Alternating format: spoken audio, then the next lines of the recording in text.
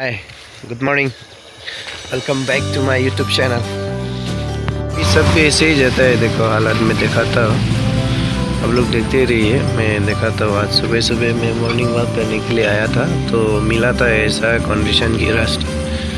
देखो ये गड्ढा से पानी जा रहा है। ये पानी रोड के ऊपर चढ़ गया है। देखो ये रोड है,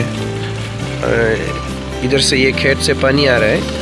ये पानी जाने के लिए कहीं कारवार नहीं है। कारवार बनाया था उधर, वो तो दिख रहा है ना, उधर बनाया था। तो उधर तो पानी नहीं जाने वाला है। उधर का लेवल, पानी जाने का लेवल नहीं है। इधर बनाना था, लेकिन आजकल का जो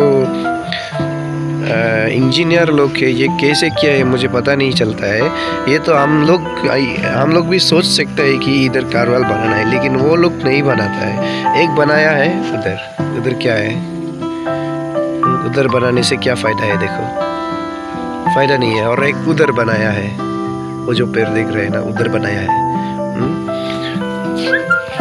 तो मेरे ख्याल से ये बिल्कुल गलत है।